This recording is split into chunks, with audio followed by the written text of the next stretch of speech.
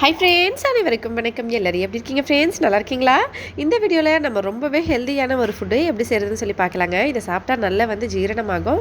அதோட உடம்புக்கு ரொம்ப ரொம்ப நல்லது. வாங்க எப்படி செய்கிறதுன்னு சொல்லி பார்க்கலாம். ஃபஸ்ட்டு அடுப்பு மேலே ஒரு பாத்திரம் வச்சு அதில் பச்சரிசி சேர்த்துக்கலாம். பச்சரிசி உங்களுக்கு எவ்வளோ வேணாலும் நீங்கள் வறுத்து ரெடி பண்ணி வச்சுக்கலாங்க. அதுக்கப்புறம் எப்போல்லாம் இந்த சாதம் செய்யணும்னு தோணுதோ அப்போல்லாம் நீங்கள் யூஸ் பண்ணலாம். ஒரு டப்பாவில் போட்டு மூடி வச்சுட்டு நான் அரிசியை ஃபஸ்ட்டு சேர்த்துருக்கேன். நான் இதில் இருந்து கொஞ்சம் டஸ்ட்டெல்லாம் இருக்குது, அதில் நான் எடுத்துகிட்டு அதுக்கப்புறமா இதை நான் வறுக்க போகிறேன். ஃபஸ்ட்டு நம்ம வறுத்துக்கலாம். எப்படியும் நம்ம ரெண்டாவது கழுவு தான் போகிறோம். அதனால் ஃபஸ்ட்டு வறுத்துட்டு நம்ம அதுக்கப்புறம் கழுவுறதுனால நான் அப்படியே சேர்த்துருக்கேன். இதில் புடச்சிட்டு நீங்கள் சேர்த்துக்கலாம். இப்போ எல்லாத்தையும் இந்த மாதிரி நல்லா வறுக்கணும். எப்படின்னா நல்லா படப்படன்னு பொரிஞ்சு இந்த மாதிரி வரணும். பாருங்கள், இப்படி பொரிஞ்சு வருது. நல்லா எல்லா பக்கமும் வறுபட்டு அப்புறமா நம்ம இதை எடுத்துக்கணும். இதை இன்னும் கொஞ்சம் நல்லா வறுபடட்டும். பாருங்கள், இது மாதிரி நல்லா வறுபடட்டும். இந்த மாதிரி வறுத்துட்டு நம்ம டப்பாவில் வச்சிடலாம். எப்போ எவ்வளோ வேணுமோ அந்த அளவுக்கு நம்ம சமைச்சு சாப்பிட்லாம். இது என்ன பண்ணுவாங்கன்னா, ஒடிஷாவில் செவ்வாய்க்கிழமை விரதம் வரும். அந்த மாதிரி விரத டைமில் இல்லை வியாழக்கிழமை விரதம் அந்த மாதிரி டைம்லலாம் இதை செஞ்சு சாப்பிடுவாங்க. எதுக்காகனா உடம்பு நல்லா ஹெல்த்தியாக இருக்கணும். எதுவும் ஸ்நாக்ஸ் மட்டும் சாப்பிட்டுட்டு சாதம்லாம் சாப்பிடாம அப்படியே இருக்கணும். அதனால் இந்த மாதிரி செஞ்சு சாப்பிடுவாங்க. இது உடம்புக்கு ரொம்ப ஹெல்த்தியாக இருக்கும், ரொம்ப நல்லாயிருக்கும். சாப்பிட்றதுக்கும் டேஸ்ட் ரொம்ப சூப்பராக இருக்கும். இதை நம்ம எப்படி வேணாலும் செஞ்சு சாப்பிட்லாம். நான் இன்றைக்கி ஒரு மெத்தடில் செஞ்சு கொடுக்குறேன். உங்களுக்கு வேறு ஏதாவது டிஃப்ரெண்ட்டான மெத்தட் வேணும்னா கண்டிப்பாக கமெண்ட்ஸில் சொல்லுங்கள், நம்ம அப்லோட் பண்ணலாம். இப்போ இதை வறுத்தாச்சு. நான் வெளியே எடுத்து இதை கழுவி கொண்டு வந்துடுறேன். அடுப்பு மேலே ஒரு பாத்திரம் வச்சு அதில் கொஞ்சம் தண்ணி ஊற்றி கொஞ்சமாக உப்பு சேர்த்து இப்போ இந்த தண்ணி சூடாகட்டும். நம்ம இதை மூடி வச்சிடலாம். அதுக்குள்ளே கொஞ்சம் இஞ்சி நல்லா நசுக்கி வச்சிடலாம் கழுவிட்டு. அதுக்கப்புறம் எலுமிச்சை இலை இல்லைன்னா ஆரஞ்சு இலை, இதில் ரெண்டுத்தில் ஏதாவது ஒன்று எடுத்துக்கலாம். இப்போ அரிசியை நல்லா கழுவிட்டு நான் சேர்த்துடுறேன் இந்த தண்ணியில். தண்ணி சூடான உடனே இப்போ ஒலை காஞ்சோடனே நம்ம அரிசி போடுவோம் இல்லைங்களா, அந்த மாதிரி இதை போட்டாச்சு.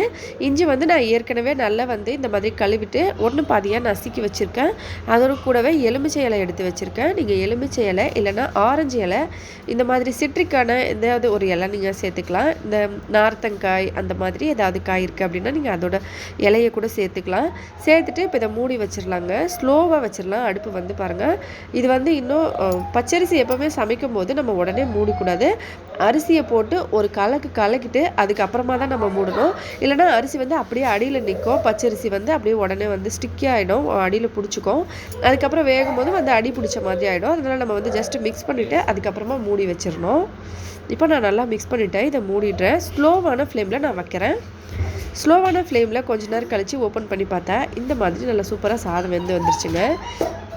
சாதம் வெந்த மாதிரி இதை வெடித்து சாப்பிட்டணும் அப்படின்னா நீங்கள் இந்த மாதிரி கன்சிஸ்டன்சியில் அப்புறமா வெடிச்சிட்டு நீங்கள் குழம்பு வீட்டில் என்ன செய்கிறீங்களோ அந்த குழம்பு யூஸ் பண்ணி சாப்பிடலாம்.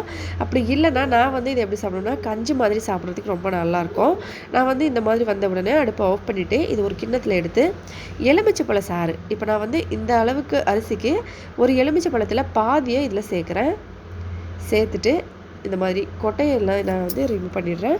நல்லா புழிஞ்சிட்டு இதை அப்படியே மூடி வச்சிடணுங்க.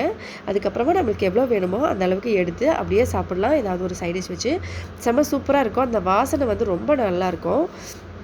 கமலா ஆரஞ்சு இலை இல்லை எலுமிச்சை இலையோட அந்த வாசனையும் இஞ்சியோட அந்த டேஸ்ட்டும் ரொம்ப நல்லாயிருக்கும். இஞ்சி ஜீரண சக்தியை அதிகரித்து நல்லா பசியை தூண்டும்.